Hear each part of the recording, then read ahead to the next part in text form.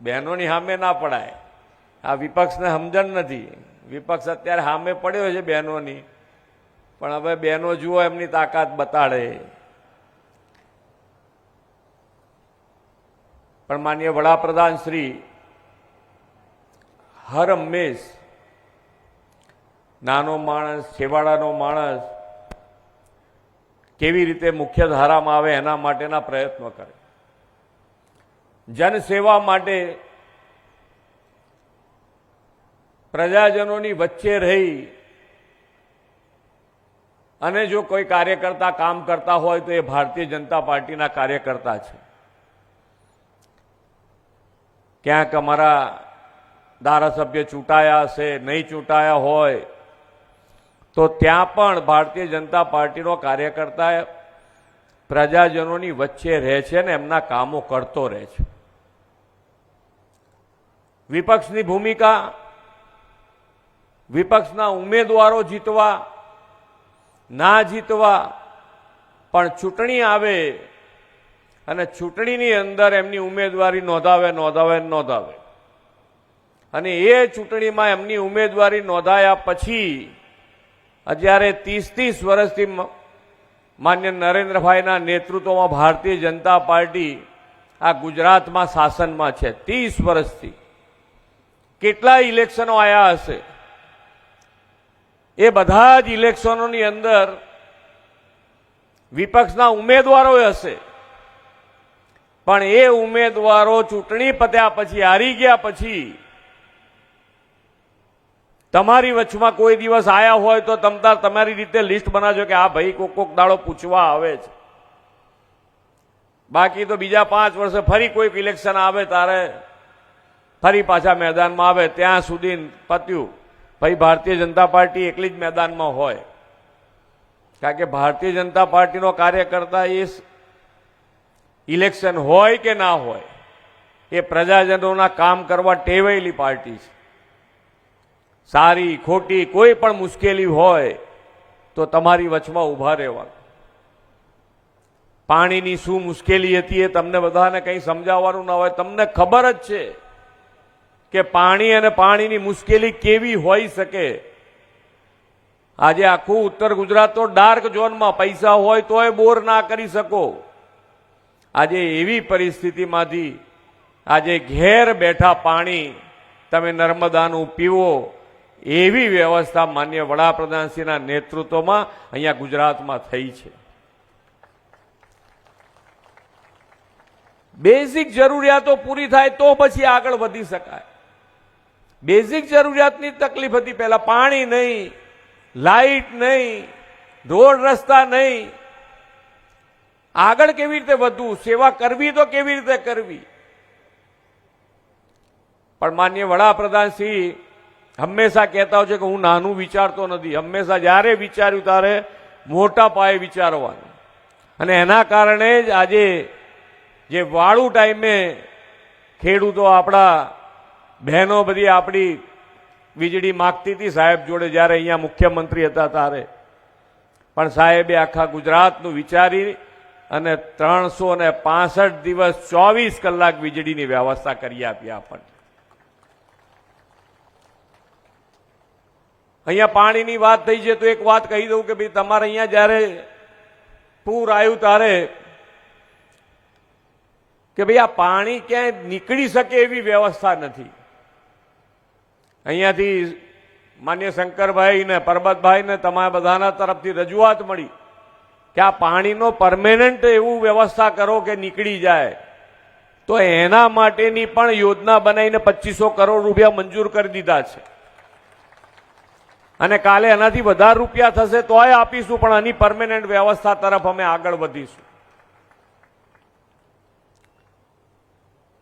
સાથે સાથે મને એવી પણ એક ફરિયાદ મળી છે કે ભાઈ નહેરમાં શંકરભાઈ જોડે જ્યારે બેઠા હોય ત્યારે પાછી વાત થઈ જાય. શંકરભાઈ જેવું નેતૃત્વ મળ્યું હોય એટલે બધાને આનંદ કરવાનો કે નાની નાની બેઠકમાં ગાડીમાં બેઠા હોય તો એમનું એક કામ તો પૂરું કરાવડાવી દે કે ભાઈ આ નહેરમાં જે પાણી જાય છે એના કારણે ખારાશ ક્યાંક ક્યાંક અદ્ધર આવી છે. તો મેં કીધું કે એના માટેનું સોલ્યુશન શું હોય? તો કે ભાઈ નહેરની અંદર કંઈક પ્લાસ્ટિક કે કોઈ બીજી વ્યવસ્થા ઊભી થાય તો ટેકનોલોજીનો ઉપયોગ થતો હોય તો એ કરીએ, કાં તો પ્લાસ્ટિક નાખીએ, પણ ગમે તે કરીને એની પણ વ્યવસ્થા જો થતી હોય તો આપણે આગળ પાછા મળીશું તારે એની અંદર પણ કંઈક વ્યવસ્થા કરીશું કે જે તમારી જમીનની અંદર ક્ષાર ઉપર ના આવે, એની પણ વ્યવસ્થા કરીશું.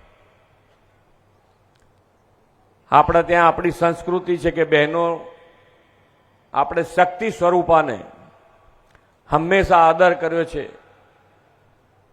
એમની પૂજા કરી છે અને શક્તિ સ્વરૂપાના કારણે જ આજે આપણો દેશ ગૌરવભેર આપણી સંસ્કૃતિને, આપણી વિરાસતને ટકાઈ રાખવામાં ખૂબ મોટું યોગદાન જો હોય તો આપણી આ બહેનો માતાઓનો મોટો ફાળો છે એની અંદર. અને એટલે જ માનનીય વડાપ્રધાનશ્રીએ બહેનો માટે શરૂઆતથી બેટી બચાવો બેટી પઢાઓ જેવા જન આંદોલનથી બહેનો કેવી રીતે મજબૂત થાય, બહેનો કેવી રીતે આત્મનિર્ભર બને, એના માટેનો પ્રયત્ન કર્યો. દીકરા દીકરીઓ, અહીંયા દીકરીઓ બેઠી છે, ભણો છો ને? કયું ધોરણ ભણો છો? 10માં. પરીક્ષા પતી ગઈ એટલે હવે વાંધો નહીં, હવે 2 મહિના મજા મજા. હવે મમ્મી ટીવી જોવા દે ને ફોનમાં રીલે જોવા દે.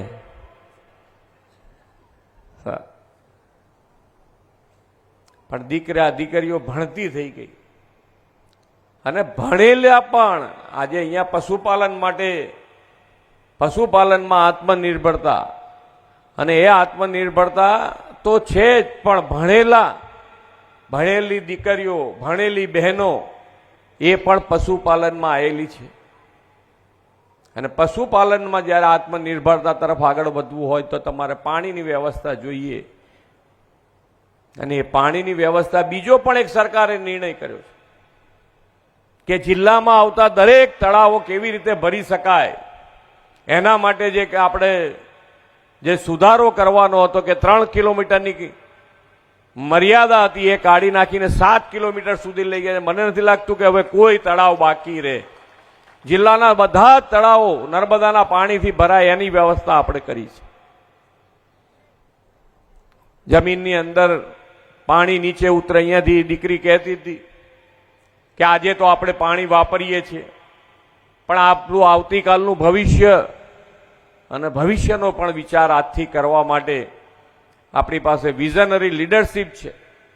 આવતીકાલની સમસ્યા એ આજે પારખી જાય અને એના ઉપર પણ કામ શરૂ કરી દે એવા આપણા વડાપ્રધાન શ્રી નરેન્દ્રભાઈએ કેચ ધ રેઇન અંતર્ગત આખા દેશમાં મુહિમ ઉપાડી છે કે વરસાદનું ટીપે ટીપું પાણી આપણે જે વાપરવાનું હોય ત્યાં વપરાય, જ્યાં સંગ્રહ કરવાનું હોય ત્યાં સંગ્રહ થાય, અને સંગ્રહ ના કરી શકીએ તો એ પાણી જમીનમાં કેવી રીતે ઉતરે એના માટેનો પણ પ્રયત્ન આ સરકાર દ્વારા કરી રહ્યા છે. દરેકે દરેક ધારાસભ્યને એના માટે 50 લાખ રૂપિયા આપ્યા છે. ડેરીએ પણ ખૂબ સારું કામ કર્યું છે કે જેની અંદર એક 6x6નો ખાડો કરીને એની અંદર મોટી મેટલ નાખી અને એ પાણી જમીનમાં કેવી રીતે ઉતરે એના માટેનો ખૂબ સરાહનીય, એના માટે મને લાગે છે એવોર્ડ પણ મળ્યો છે. આખા દેશના આની અંદર જે પાણી સંગ્રહ કરીને જમીનમાં ઉતારવા માટેનો જે અભિગમ જે ડેરીએ અપનાવ્યો હતો એના માટે આખા દેશ લેવલનો એવોર્ડ માન્ય શંકરભાઈને મળ્યો છે.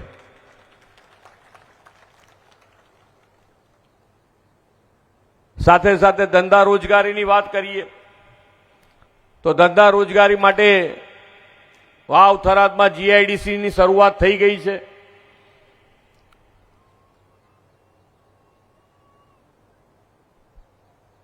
પાણી, શિક્ષણ, સ્વાસ્થ્ય માટે અહીંયાથી હમણાં પરબતભાઈ કહેતા હતા એમ કે જે આ આયુષ્યમાન કાર્ડ જે બનાવ્યું છે એ હું દરેક જગ્યાએ એટલા માટે કહું છું કે એની તાકાત જ ઓર છે. કઈ આ કાર્ડ અહીંયા ગાડી બેઠેલામાંથી લગભગ 90% જોડે એ કાર્ડ હશે. હું તો કહું છું 100% જોડે કાર્ડ હશે. બધા જોડે કાર્ડ છે ને? આયુષ્યમાન કાર્ડ છે બધા જોડે હશે. આયુષ્યમાન કાર્ડની તાકાત એવી છે કે એ જો કાર્ડ આપણા ઘરમાં આવી જાય તો માંદગી એમને એમ ના આવે. પહેલા મા બાપ વડીલ હોય તો કોઈક બીમારી લાગે આપણા શરીરમાં, એમના શરીરમાં, તો છોકરા માટે દેવું થાય એટલે કહેતાય નહીં કે જવા દો ને, છોકરાને દેવું થઈ જશે, લાખ 2 લાખ રૂપિયાનો ખર્ચો ક્યાં કરાવવો, હવે આપણી ઉંમર તો પૂરી થવા આવી છે, એમ કરીને સહન કરતા. પણ હવે આજે આ આયુષ્યમાન કાર્ડના હિસાબે દીકરા દીકરી બધા જ મા બાપનું પણ સારી રીતે ધ્યાન રાખી શકે છે. અને ગુજરાત સરકારે 5 લાખની ઉપર 5 લાખ ઉમેરીને 10 લાખ રૂપિયા સુધીનું લઈ ગયા છે. એટલે ખૂબ સારું આયોજન, અને ખૂબ સારા આયોજન સાથે આપણે આગળ વધી રહ્યા છીએ. ત્યારે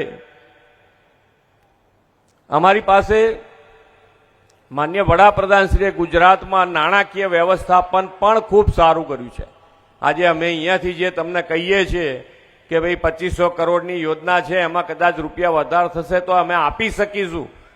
જે તાકાતથી કહી શકીએ છીએ, જે કોન્ફિડન્સથી કહી શકીએ છીએ, એનું જો પાયામાં જો કોઈ મુખ્ય કારણ હોય તે માન્ય વડાપ્રધાનશ્રીએ જે મજબૂત પાયો ફાઇનાન્શિયલી ગુજરાતમાં નાખ્યો છે એના કારણે છે. આજે આખા દેશમાં ગુજરાત નાણાકીય વ્યવસ્થાપનમાં નંબર 1 પોઝિશન ઉપર છે. માન્ય વડાપ્રધાનશ્રીએ જે રીતે ગ્રોથ કર્યો છે, આજે ગ્રોથ એન્જિન બન્યું છે, ગુજરાત દેશનું ગ્રોથ એન્જિન બન્યું છે. ત્યારે આપણે પણ આપણો સાથ અને સહકાર, જે તમે વિશ્વાસ મૂક્યો, માન્ય વડાપ્રધાનશ્રીમાં વિશ્વાસ મૂક્યો, કમળમાં વિશ્વાસ મૂક્યો, જે જન સમર્થન તમે આપ્યું છે, અને એ જન સમર્થન વિકાસમાં પરિવર્તિત કરીને તમને પાછું આપ્યું છે. માન્ય વડાપ્રધાનશ્રી કેટલાય વર્ષો પહેલા આપણે ઇલેક્શનો જોયા છે. ઇલેક્શનો આવે અને એક ઇલેક્શન પૂરું થાય એટલે 2 ભાઈઓ કાં તો બોલવાનું બંધ થઈ ગયું હોય, 2 ગામ સામે આવી ગયા હોય, કોઈ એકબીજાની સામું ના જોવે, જ્ઞાતિ જાતિ ધર્મ ભાઈની વચ્ચે ક્યાંક ને ક્યાંક કકરાટ ઉભો થઈ જાય દરેક ઇલેક્શન દરમિયાન. માન્ય વડાપ્રધાનશ્રીએ જ્યારથી વિકાસની રાજનીતિ શરૂ કરી ત્યારથી આ બધા જ કકરાટો, ઇલેક્શન આવે ત્યાં સુધી ક્યાંક નાની મોટી વિચારના આધારે માથાકૂટ થાય, પણ પછી ઇલેક્શન પત્યા પછી કોઈ એવો કકરાટ રહેતો નથી. એના જો પાયામાં કોઈ હોય તો એ માન્ય નરેન્દ્રભાઈની વિકાસની રાજનીતિ છે. કારણ કે આ તો ઇલેક્શન તો મહિનામાં પૂરું થઈ જાય, આજુબાજુ પડોશ એકબીજાની બોલે ના, એવું થોડું ચાલે. અને મેં પહેલા શરૂઆત કરી હતી એમ કે ભાઈ તમે ચેક કરજો કે તમારી વચ્ચે કોણ ઊભું રહે છે, તમારી સાથે કોણ ઊભું રહે છે. આટલા બધા ઇલેક્શનો ગયા, કેટલા ઉમેદવારોના નામ તમારી પાસે હશે, એ કાગળિયું હશે, નામ કાઢીને હોજો ક્યાં ગયા તમે અત્યારે આટલા વર્ષો, 30 વર્ષો. એનું કારણ જ છે કે એમને સેવા નથી કરવી, એમને તો સિંહાસન માટે અમારો રસ. જનજનની સેવા કરો તો પછી, આપણે કહેવત છે ને, સેવા કરો તો મેવા મળે, તો આશીર્વાદ મળે, બેન દીકરીઓના આશીર્વાદ મળે તો આગળ કામ થાય. એમને થોડું એમને કોઈની વચમાં ઇલેક્શન ટાઈમે 10 દિવસે ભૂલો હોધીને બતાવવાની, કામ તો કશું કરવાનું જ નથી. અમારી ક્યાંક ભૂલ રહી ગઈ હોય એ બતાડીને તમારી પાસે અમારા વિરુદ્ધમાં ચડાઈ શકે. અને આપણો તો માન્ય વડાપ્રધાનશ્રીનો તો કાર્ય મંત્ર જ છે, સૌનો સાથ, સૌનો વિકાસ, સૌનો વિશ્વાસ અને સૌનો પ્રયાસ. આ જ કાર્યમંત્રથી આપણે બધાએ આગળ વધવાનું છે. અને વોટિંગ જ એટલું 100% બધાએ વોટ કરવો જોઈએ. આપણો વોટ અધિકાર તો જે છે એને 5 વર્ષે આવે કે જ્યારે ઇલેક્શન આવે ત્યારે એનો ઉપયોગ કરવો જોઈએ. 100% વોટિંગ થાય એનું ધ્યાન રાખવું જોઈએ. કોઈ વોટ કોને આપશે કોને નહીં આપે તો એની અંદર ગયાની પછી વાત, પણ ઉપયોગ એવો કરો.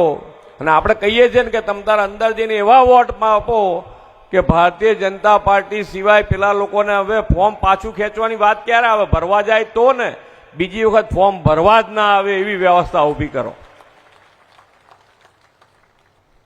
અને જે માન્ય વડાપ્રધાનશ્રી વિકસિત ભારતનો જે સંકલ્પ કર્યો છે એના માટે વિકસિત ગુજરાત અને વિકસિત ભારત માટે સૌથી લીડ લઈને ગુજરાત આગળ વધવું હોય તો આપણે સૌએ સાથે મળી ને આગળ વધવું પડે. આવો આપણે